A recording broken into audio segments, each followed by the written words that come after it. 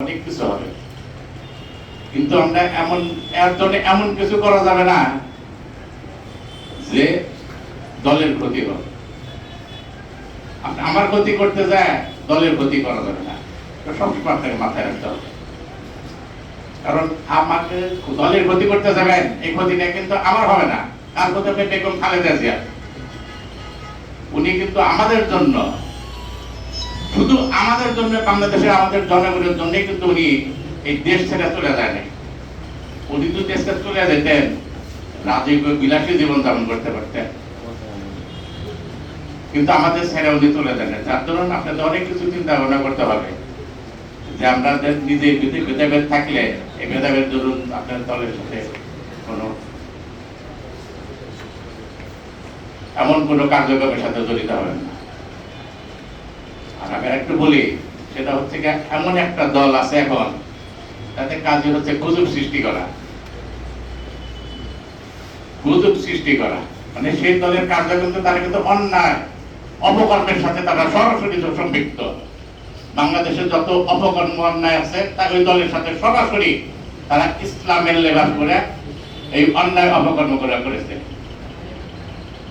চট্টগ্রামের মেডিনা হল আপনারা জানেন, সেটা সেই হিল দখল করার জন্য তার দাম হচ্ছে 1000 কোটি টাকা।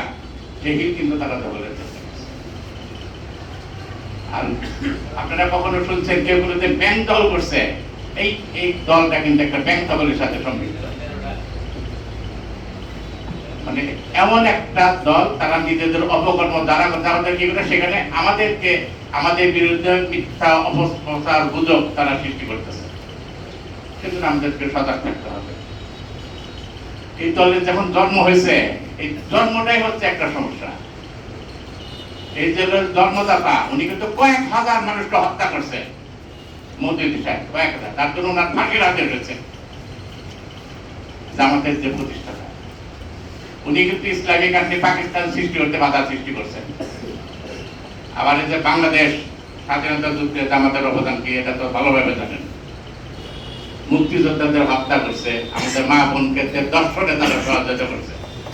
আর কিন্তু তাদের জামাতের শহীদুর রহমান উনি ভুল স্বীকার করে, ভুল স্বীকার করতে তার দেশে পালিয়ে যায়। দেশে কিন্তু এসে পড়ে যাচ্ছে না, ভুল স্বীকার। খুন করা কিন্তু ভুল, এটা একটা অপরাধ। দর্শন করা এটা একটা ভুল হতে পারে, এটা একটা অপরাধ, এগুলো শাস্তি হওয়া দরকার।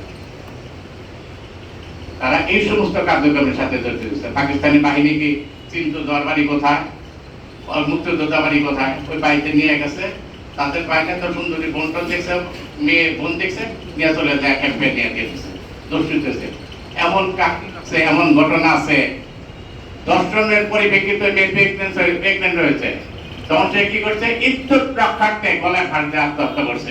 এমন করুণ ঘটনা বাংলাদেশ অনেক করছে। কারণ এই দল থেকে আমাদের সজাগ থাকতে হবে, বিরত থাকতে হবে।